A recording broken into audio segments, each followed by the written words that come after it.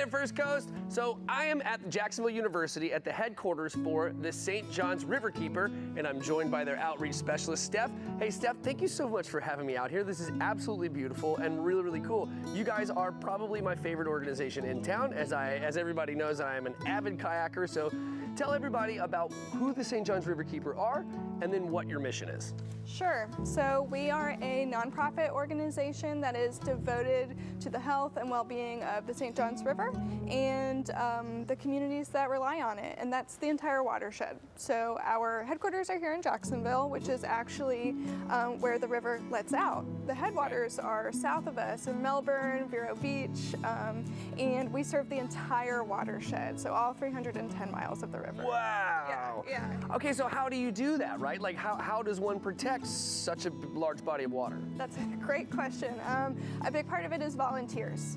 We rely very heavily on supporters, members of our organization, and volunteers that help us do things like keep an eye on the river. We can't be everywhere at once, so reporting any pollution problems they may suspect, any algal blooms, and also helping us keep the river clean.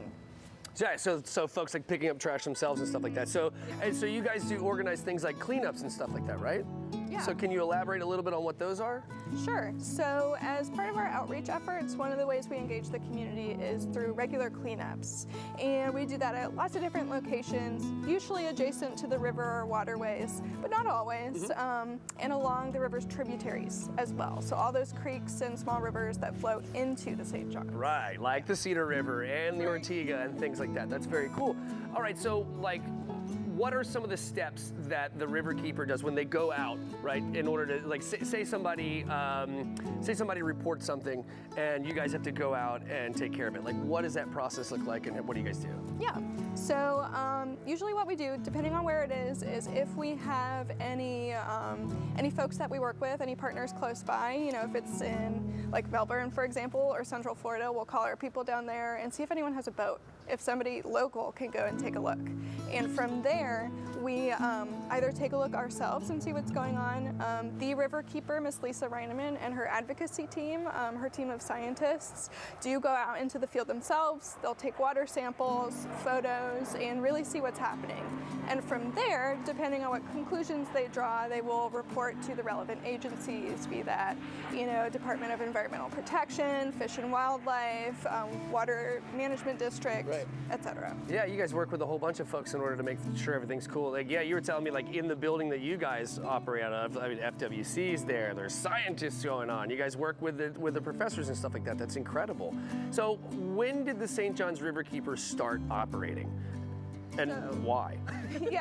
No, that's a great question. So we're not, first of all, we don't do it alone. We're part of a worldwide organization of waterkeepers, the Waterkeeper Alliance. Okay. And from there, it's a nationwide and a statewide network. So all the waterkeepers operate a little independently, but we have this network of support to draw from. St. John's Riverkeeper, we're coming up on our 25th anniversary. Whoa, very soon. Yes, yeah, thank you. 25 years, quarter century. Yeah. Keeping the river clean and healthy. It was started because there was a need. There is no other organization that was dedicated solely to the health of the St. John's River, which is such a culturally significant, ecologically significant waterway in Florida. You know, well into the 1930s, it was the superhighway for industry in Florida. So if you needed to get anywhere, you know, south of Orlando, there really wasn't any way to do it but the St. John's. That is very cool. Well, I am glad you're a part of this organization, and I'm super stoked that this organization exists because it helps keep all these beautiful waterways clean and that we can all enjoy them like as we do. Like I said, I'm an avid kayaker. I'm always out on these waters, so the work that you do is absolutely integral that I get to enjoy those things. So thank you very, very much, and I really appreciate your time today. Thank you, Steph. All right, guys, and if you want to watch this segment again, you know, you can head to FCM Plus app. That's on Roku, Fire TV, Apple TV. You can check it out anywhere.